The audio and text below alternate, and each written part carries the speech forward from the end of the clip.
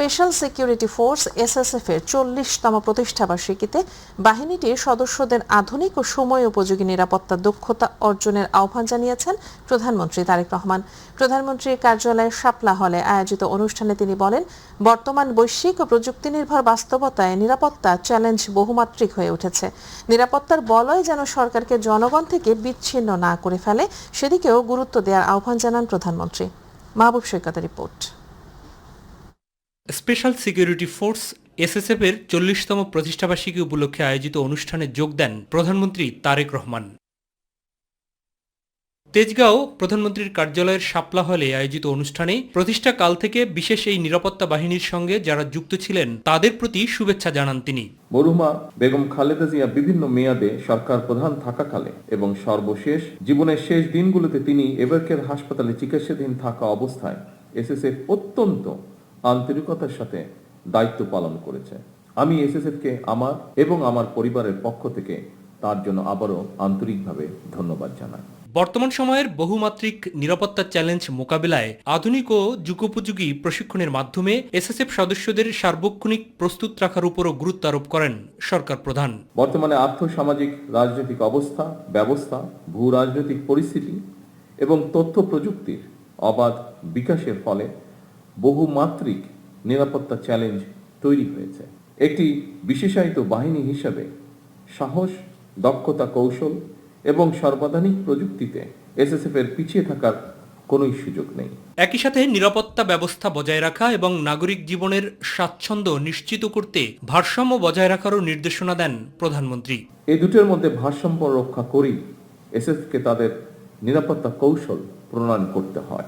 আমি মনে করি এই ধরনের পরিস্থিতিতে সুষ্ঠু এবং সমন্বিতভাবে দায়িত্ব পালনের মাধ্যমে এসএসএফ এর কর্মদক্ষতাও প্রতিবাদ হয়ে ওঠে। সরকার প্রধান হিসেবে নিরাপত্তা বিধানে সাধারণ মানুষের সাথে এসএসএফ এর কি ধরনের আচরণ করা উচিত সে ব্যাপারেও দৃষ্টিভঙ্গি তুলে ধরেন প্রধানমন্ত্রী তারেক রহমান। নিরাপত্তার ঘেরাটোপে যাতে সরকার প্রধানকে জনগণ থেকে দূরে ঠেলে না দেওয়া হয়, এই সফিস্টিকেটেড বাহিনীর হিসাবে সেদিকেও বিশেষভাবে লক্ষ্য রাখার জন্য আমি আপনাদের প্রতি বিশেষভাবে আহ্বান জানাই। এর আগে এসএসএফ এর নবনির্মিত অত্যাধুনিক ফায়ারিং রেঞ্জ উদ্বোধন করেন প্রধানমন্ত্রী। মাহবুব সৈকত, মাইটিভি, ঢাকা। বিরোধী দলীয় নেতা ও জামায়াতে ইসলামের আমির ডাক্তার শফিকুর রহমানের সঙ্গে সৌজন্য সাক্ষাৎ করেছেন পাকিস্তানের হাইকমিশনার ইমরান হায়দার। সকালে 11:30টায় জাতীয় সংসদ ভবনের বিরোধী দলীয় নেতার কার্যালয়ে এ সাক্ষাৎ অনুষ্ঠিত হয়। বৈঠকে পাকিস্তানের হাইকমিশনার জানান, তারা বাংলাদেশের সঙ্গে ভবিষ্যৎমুখী দৃষ্টিভঙ্গি নিয়ে দ্বিপাক্ষিক সম্পর্ক আরও এগিয়ে নিতে চান। বলেন, বাংলাদেশ ও পাকিস্তানের সম্পর্ক সাম্প্রতিক সময়ে ইতিবাচক ধারায় অগ্রসর হচ্ছে। হাই কমিশনার জানান, পাকিস্তান আগামী 5 বছরে পর্যায়ক্রমে বাংলাদেশের 500 জন ছাত্রছাত্রীকে স্কলারশিপ প্রদান করবে। আগামীতে দুই দেশের বিশ্ববিদ্যালয়গুলোর মধ্যে আরও বেশি মেধা বিনিময়ের কাজ চলমান রয়েছে। পাকিস্তানের হাই কমিশনার একটি সংসদীয় গ্রুপ গঠন এবং সংসদীয় পর্যায়ে দুই দেশের সম্পর্ক আরও জোরদার করার আহ্বান জানান। যুক্তরাষ্ট্র ও ইরানের মধ্যে শান্তি চুক্তি স্বাক্ষরে পাকিস্তানের ভূমিকার জন্য বিরোধী দলীয় নেতা হাই কমিশনারের মাধ্যমে পাকিস্তান সরকারকে ধন্যবাদ জানান।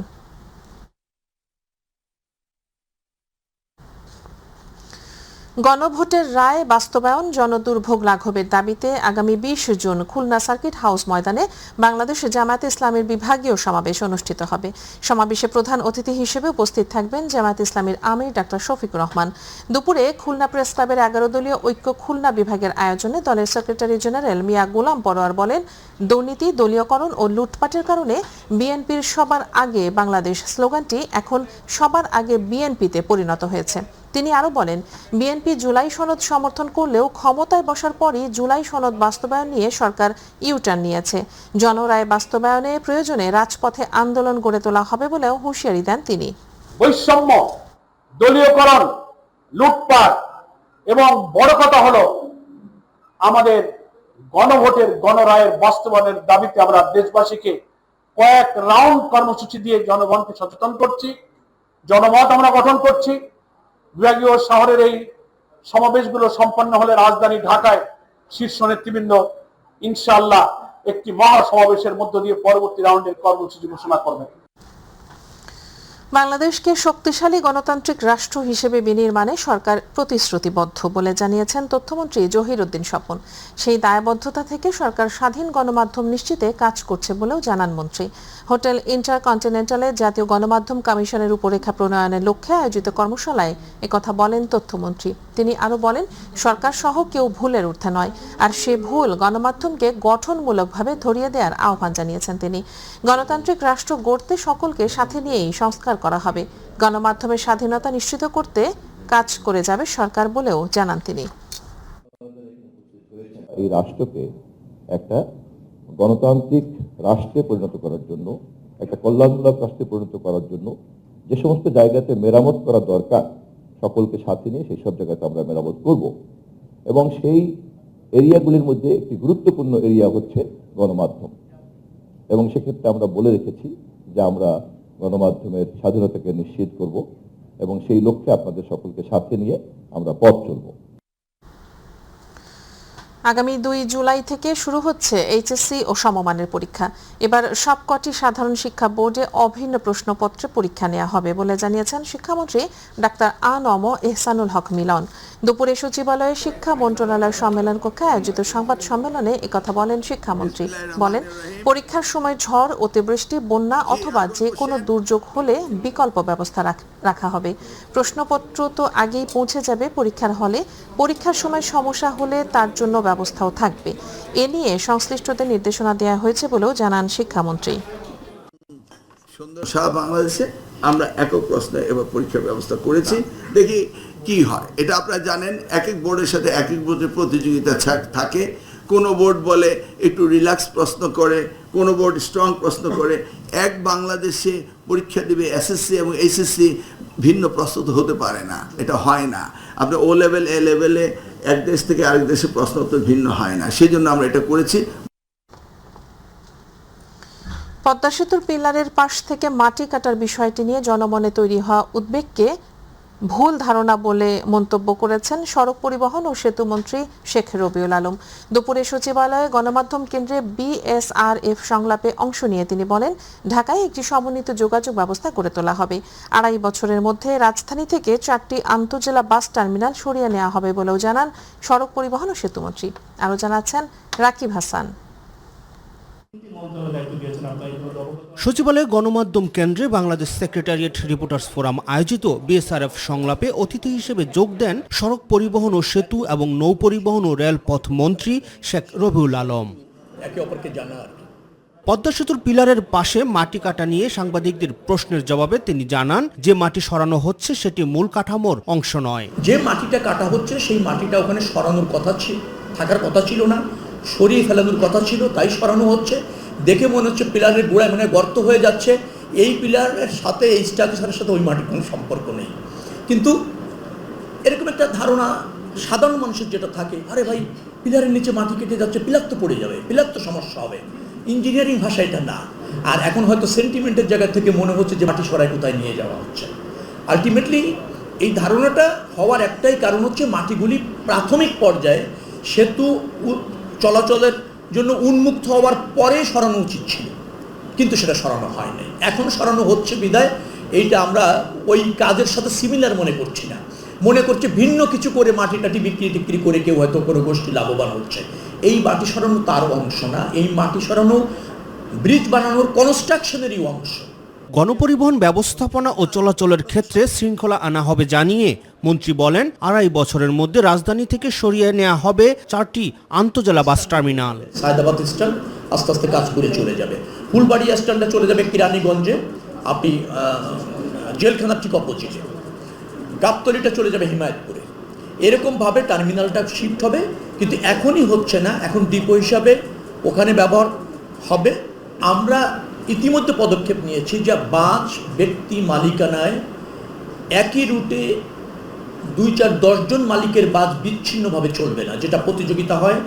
কেউ স্ট্যান্ডে থামে না, স্ট্যান্ডও নির্দিষ্ট নয়, লোক যেখানে হাত তোলে সেখানে থামিয়ে দেয়। এই পদ্ধতিতে আমরা বাস আর চালাবো না। আমরা প্রত্যেকটা রুটে যারা বাস চালায় তাদেরকে নিয়ে একটা কোম্পানি করতে চাই, নির্দিষ্ট বাস একই কালারের নির্দিষ্ট মানের ফিটনেস রেখে, ফ্যাসিলিটিস রেখে চালাতে হবে। এদিকে রূপগঞ্জে বালু নদীর উপর নির্মাণাধীন দুটি সেতু পরিদর্শন করতে গিয়ে সেতু ও নৌপরিবহন প্রতিমন্ত্রী হাবিবুর রশিদ অভিযোগ করেন একটি কুচক্রী মহল নানাভাবে সরকারের উন্নয়ন কাজে বাধা সৃষ্টি করছে। আমরা উন্নয়নে বিশ্বাস করি, আমরা জনগণের ক্ষমতায় বিশ্বাস করি। রাকিব হাসান, মাই টিভি, ঢাকা। প্রস্তাবিত বাজেট কেবল আয় ব্যয়ের হিসেব নয়, বরং 2034 সালের মধ্যে বাংলাদেশকে $1 ট্রিলিয়ন অর্থনীতিতে রূপান্তরের একটি সুনির্দিষ্ট পথ নকশা বলে মন্তব্য করেছেন প্রধানমন্ত্রীর অর্থ পরিকল্পনা বিষয়ক উপদেষ্টা রাশেদ আল মাহমুদ তিতুমির। রাজধানী সিডাব মিলনায়তনে র্যাপিড আয়োজিত বাজেট অর্থবছর 2026-27 অর্থনৈতিক প্রতিকূলতা মোকাবেলা শীর্ষক সংলাপে তিনি এমনই মন্তব্য করেন। বলেন, ভবিষ্যতে শিল্প সুরক্ষার জন্য জ্বালানি নিরাপত্তা গড়ে তোলা হবে। আরও জানাচ্ছেন জাহিদ আহমেদ বাবু। সরকারের প্রস্তাবিত বাজেট নিয়ে সংস্কারের বার্তা, সামষ্টিক অর্থনীতির স্থিতিশীলতা এবং বাস্তবায়নের চ্যালেঞ্জ শীর্ষক এই আলোচনা সভা। গবেষণাধর্মী প্রতিষ্ঠান র্যাপিড আয়োজিত সভায় বক্তারা তুলে ধরেন শিক্ষা ও স্বাস্থ্য খাতের গুরুত্ব। 41 সাল রোগের হাটে যদি ফ্যামিলি কার্ড পৌঁছায়, তারা যদি genuine poor and disadvantage group হয়, তাহলে সেই পভার্টিটা আমরা মনে করি যে 13.8 ভাগে নেমে আসবে। অনুষ্ঠানে বিশিষ্টজনেরা জানান ব্যবসায়ীরা নানা কারণে শঙ্কিত, তবে সরকারের পাশে থাকবে ব্যবসায়ীরা। তারা জানান দেশের জ্বালানি নিরাপত্তা নিশ্চিতের মাধ্যমে অর্থনৈতিক লক্ষ্যমাত্রা নির্ধারণেও সহায়ক হবে। আমাদের কর্পোরেট ট্যাক্স রেট এখনো 27%-এ, ভিয়েতনাম যেখানে 20%-এ। আমরা যদি সত্যি সত্যি বিদেশি বিনিয়োগ বা দেশি বিনিয়োগকে আকৃষ্ট করতে চাই, সেটা এই বছর থেকে কমিয়ে এটা একটা গ্লাইডিং স্কেলে কমানোর আমরা একটা অ্যানাউন্সমেন্ট আশা করছিলাম, সেটা আমরা পাইনি। মানুষ তৈরি করার জন্য শিক্ষা এবং সেখানে ক্রীড়া আর সংস্কৃতিটাকে যে গুরুত্ব দেওয়া হয়েছে, এটার জন্য আমরা সরকারকে সাধুবাদু জানাবো। এ সময় প্রধানমন্ত্রীর অর্থ ও পরিকল্পনা বিষয়ক উপদেষ্টা রাশেদ আল মাহমুদ তিতুমির কথা বলেন সরকারের প্রস্তাবিত বাজেটের আয় ব্যয় প্রসঙ্গে। এবারের বাজেটেই কিন্তু ট্যাক্স স্ট্রাকচারের ক্ষেত্রে কর কাঠামো কতদিন নির্দিষ্ট করা হয়েছে এবং বাংলাদেশের ইতিহাসে প্রথম বাজেট যেখানে এই বিষয়টা পরিষ্কার করে দেওয়া হয়েছে, কারণ এই বাস্তবতার নিরিখে এই বাজেট প্রণীত হয়েছে। $1 ট্রিলিয়ন অর্থনীতির দিকে আমরা যাচ্ছি। বাজেটে কৌশল দেওয়া হয়েছে এবং সাথে সাথে বরাদ্দও উল্লেখ করা হয়েছে। সরকার মানব সম্পদ এবং প্রাতিষ্ঠানিক সংস্কারের দিকে মনোযোগ বাড়াবে উল্লেখ করে ব্যবসা সহজীকরণের জন্য লাল ফিতার দূরত্ব দূর করা হবে বলে জানান তিনি।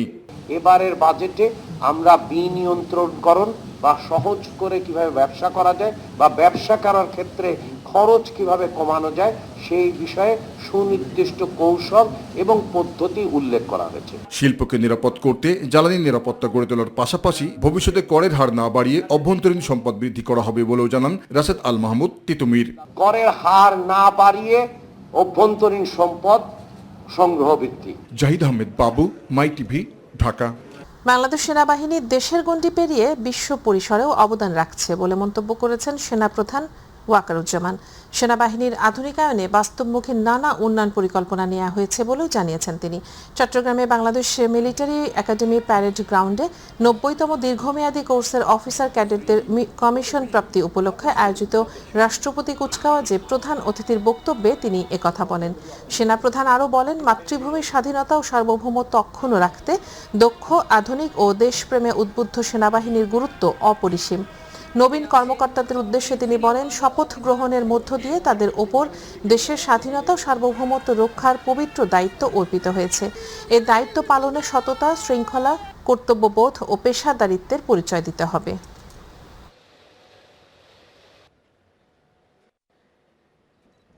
গণপ্রজাতন্ত্রী বাংলাদেশ সরকারের মাননীয় প্রধানমন্ত্রী জনাব তারেক রহমান তোমাদের সকলকে সালাম এবং অভিনন্দন জানিয়েছেন। তোমাদের কাছে আমার প্রত্যাশা, নেতৃত্বের সর্বোচ্চ গুণাবলী যেমন সততা, সত্যবাদিতা, কর্তব্যনিষ্ঠা ও কঠোর পরিশ্রম দ্বারা সেনাবাহিনীর উপর অর্পিত সকল দায়িত্ব তোমরা সর্বোচ্চ আন্তরিকতা ও পেশাদারিত্বের সাথে পালন করবে। গাজীপুরের কালিয়াকৈরের চন্দ্রা এলাকায় একটি তৈরি পোশাক কারখানায় সরবরাহকৃত পানি পান করে 2 শতাধিক শ্রমিক অসুস্থ হয়ে পড়েছেন। সকালে উপজেলা ড্রেসম্যান লিমিটেড নামের কারখানায় এই ঘটনা ঘটে। কারখানার শ্রমিক ও কর্তৃপক্ষ জানায়, সকালেও শ্রমিকরা কাজ শুরুর পর কারখানার সরবরাহ করা পানি পান করেন তারা। কিছুক্ষণ পরেই শ্রমিকদের মধ্যে বমি, তীব্র পেটে ব্যথা, শারীরিক দুর্বলতা ও শ্বাসকষ্ট দেখা দেয়। এক পর্যায়ে অসুস্থতা বাড়তে থাকলে দ্রুত তাদের কালিয়াকৈর উপজেলা স্বাস্থ্য কমপ্লেক্স এবং আশেপাশের বিভিন্ন ক্লিনিক ও হাসপাতালে পাঠানো হয়। চিকিৎসকরা প্রাথমিকভাবে ধারণা করছেন এটি ফুড পয়জনিং বা পানিতে বিষাক্ত কিছু মেশানো হয়ে থাকতে পারে। প্রধানমন্ত্রীর নির্দেশে লালমনিরহাটে আলোচিত শিশু নন্দিনী হত্যা মামলার খোঁজ খবর নিতে ঘটনাস্থল পরিদর্শন করেছেন দুর্যোগ ব্যবস্থাপনা ও ত্রাণ মন্ত্রী আসাদুল হাবিব তুলু। এ সময় তিনি দ্রুত তদন্ত শেষ করে দোষীদের বিচার নিশ্চিত করার আশ্বাস দেন। দুপুরে আদিতমারি উপজেলার ভেলামারি ইউনিয়নের ফলিমারি গ্রামে নির্মম হত্যাকাণ্ডের শিকার 7 বছর বয়সী শিশু নন্দিনীর বাড়িতে যান তিনি। শোক সন্তপ্ত পরিবারের সদস্যদের সান্ত্বনা দিয়ে মন্ত্রী সাংবাদিকদের জানান, মামলাটি দ্রুত তদন্তের মাধ্যমে প্রকৃত অপরাধীদের বিচারের আওতায় আনা হবে। সমবেদনা জানান, যত ধরনের সহযোগিতা সেটা দিবেন। আমরা আশা করি আরও কিছু পরীক্ষা নিরীক্ষা বাকি রয়েছে, এটি যখন এসে যাবে দ্রুত সময়ের মধ্যে চার্জশিট দিয়ে এই বিচার কার্য সম্পন্ন করা হবে। বাংলাদেশ জামায়াতে ইসলামী ন্যায় ইনসাফ ভিত্তিক মানবিক ও জনবান্ধব বাংলাদেশ প্রতিষ্ঠা করার জন্য নিরলস ও আপোষহীনভাবে কাজ করে যাচ্ছে বলে মন্তব্য করেছেন দলটির কেন্দ্রীয় নির্বাহী পরিষদ সদস্য ঢাকা মহানগরী উত্তরের আমির মোহাম্মদ সেলিম উদ্দিন। রাজধানীর উত্তরে 11 নম্বর সেক্টরে কাঁচা বাজারে সুবিধাবঞ্চিত ও অসহায় মানুষের জন্য বাংলাদেশ জামায়াতে ইসলামীর বিশেষ উদ্যোগ মানবতার বক্স কর্মসূচির আনুষ্ঠানিক উদ্বোধন অনুষ্ঠানে তিনি একথা বলেন। এ সময় তিনি সমাজের সুবিধাবঞ্চিত মানুষের পাশে দাঁড়ানোর আহ্বান জানান।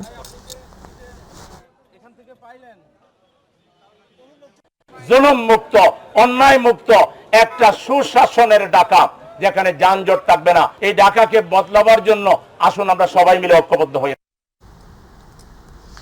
প্রতারণার মামলায় আদালতে হাজির না হওয়ায় বেসরকারি টেলিভিশন চ্যানেল সময় টেলিভিশনের সাবেক ব্যবস্থাপনা পরিচালক আহমেদ জুবায়ের, তার স্ত্রী, সন্তান ও সাক্ষী সহ 6 জনের বিরুদ্ধে গ্রেপ্তারি পরোয়ানা জারি করেন আদালত। আজ আত্মসমর্পণের পর আহমেদ জুবায়েরকে কারাগারে পাঠানোর নির্দেশ দেন আদালত। বুধবার ঢাকার মেট্রোপলিটন ম্যাজিস্ট্রেট আরিফুর রহমান অভিযুক্তদের বিরুদ্ধে গ্রেপ্তারি পরোয়ানা জারি নির্দেশ দেন। রাজধানী কলাবাগান থানায় দায়ের করা বিশ্বাসভঙ্গ সংক্রান্ত এক মামলায় আহমেদ জুবায়ের সহ 6 জনকে আদালতে উপস্থিত হয়ে অভিযোগের বিষয়ে ব্যাখ্যা দিতে বলা হয়েছিল। এই লক্ষ্যে গত 10 মে ঢাকার মেট্রোপলিটন ম্যাজিস্ট্রেট আদালত সমন জারি করেন। সমনে অভিযুক্তদের 17 জুন সশরীরে অথবা আইনজীবীর মাধ্যমে আদালতে হাজির হয়ে আইনি জবাব দাখিলের নির্দেশ দেওয়া হয়েছিল। শিশুদের চোখের স্বাস্থ্য সুরক্ষা ও সচেতনতা বৃদ্ধির লক্ষ্যে বকশীবাজারের রেইন ফরেস্ট স্কুলে অ্যারিস্টো আই হসপিটালের উদ্যোগে একটি কর্পোরেট সামাজিক দায়বদ্ধতা কার্যক্রম অনুষ্ঠিত হয়েছে। অনুষ্ঠানে বিদ্যালয়ের প্রধান শিক্ষক, শিক্ষিকা এবং অ্যারিস্টো আই হসপিটালের বিজনেস ডেভেলপমেন্ট ডিপার্টমেন্টের প্রতিনিধিবৃন্দ উপস্থিত ছিলেন। CSR কার্যক্রমের অংশ হিসেবে শিক্ষার্থীদের বিনামূল্যে দৃষ্টি পরীক্ষা করা হয় এবং প্রয়োজন অনুযায়ী প্রাথমিক চক্ষু চিকিৎসা ও পরামর্শ প্রদান করেন ডাক্তার তাসনিম আলম তৃষা। পাশাপাশি শিশুদের চোখের বিভিন্ন সমস্যা, চোখের যত্ন, নিয়মিত চক্ষু পরীক্ষা এবং দৃষ্টিশক্তি সুরক্ষার গুরুত্ব সম্পর্কে সচেতনতামূলক আলোচনা অনুষ্ঠিত হয়।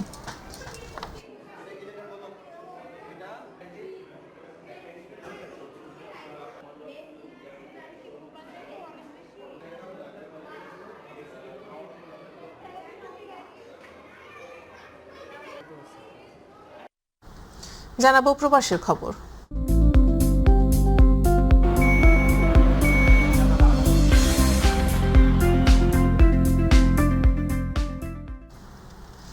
সৌদি আরবের মক্কায় অনুষ্ঠিত হলো কক্সবাজার সদরের খরুশকুল প্রবাসী কল্যাণ সমিতির ঈদ পুনর্মিলনী অনুষ্ঠানে সমিতির সভাপতি আব্দুল হাকিমের সভাপতিত্বে প্রধান অতিথি ছিলেন মক্কা প্রবাসী ফোরামের সভাপতি এম এ মান্নান।